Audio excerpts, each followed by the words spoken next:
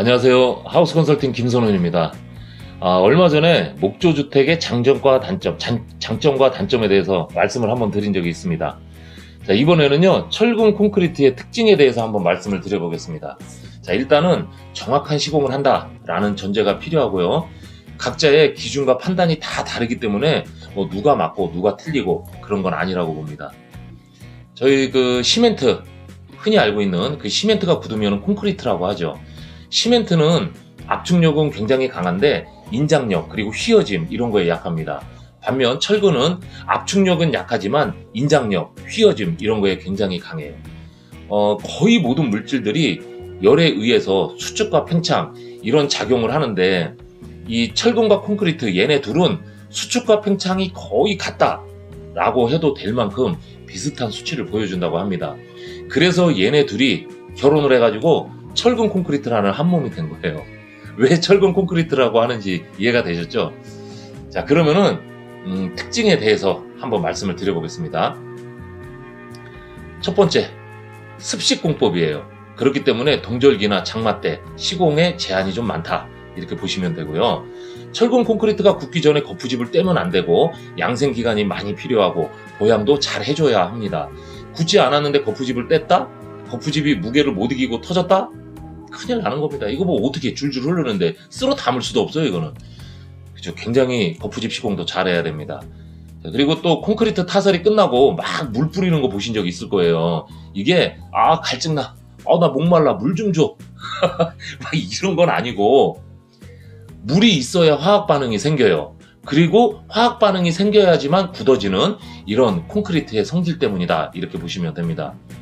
자, 믹서차에 실려올 때도 뭐 시멘트, 골재, 물 이렇게 막 섞여 오잖아요. 물이 많이 섞여 있습니다. 물이 적게 들어가 있으면 시공상 문제가 많아요. 그래서 습식이다 이렇게 부르고 있고요. 자, 두 번째는 불연성, 내화성, 내구성 이런 게 좋다라는 점이 있습니다.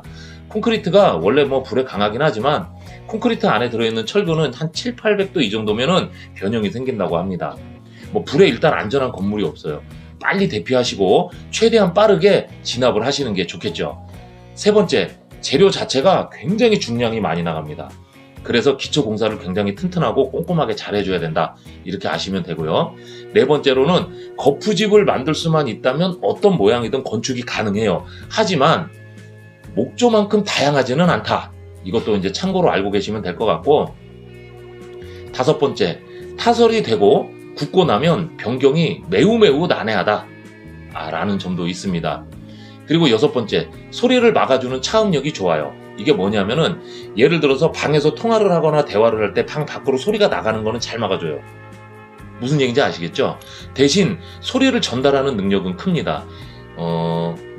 뭐라 그러지? 1층에서 못을 박았어. 근데 10층에서 들리고 20층에서도 들린대.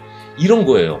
이 구조체 자체에 직접적인 충격이 가해졌을 때 소리가 전달되는 능력이 굉장히 크다. 이런 겁니다. 자, 그리고 이제 일곱 번째, 열 전도율이 굉장히 높아요. 이거는 좀 큰 단점이라고 볼 수가 있겠죠. 추운 기운, 더운 기운 이런 거를 잘 전달시킨다는 얘기예요. 그래서 철근 콘크리트는 단열을 매우 잘해줘야 됩니다. 최근에 짓는 빌라 내지는 단독주택들은 거의 대부분 외부와 내부에 단열 시공을 다 하는데, 저희가 흔히 알고 있는 주거의 대표 아파트, 이런 아파트는 대부분 다 고층으로 짓잖아요. 그렇기 때문에 외부에 단열을 할 수가 없습니다. 내부만 단열을 하는데 이게 좀 문제가 많아요. 그래서 최근에는 외벽과 내벽을 분리를 시켜서 외벽의 안쪽을 삥 둘러는 이런 단열을 하기도 하는데 뭐 모든 현장이 다 그렇지는 않죠. 당연히 시공 과정이 들어가기 때문에 시공비 자체가 또 올라갑니다. 여하튼 어떤 집이든지 간에 단열은 100번, 1000번을 강조를 해도 지나치지 않아요. 그만큼 중요하다라고 보시면 됩니다. 또 여덟 번째, 완공이 된 후에 습기를 조심해야 된다. 습해? 뭐 이런 건데 이건 뭔 소리냐 하면은 제가 습식이라 했잖아요. 가끔 바닥에 시멘트물이 똑똑똑 떨어졌다 뭐 그런 거 얘기를 들어보신 적이 있을 겁니다.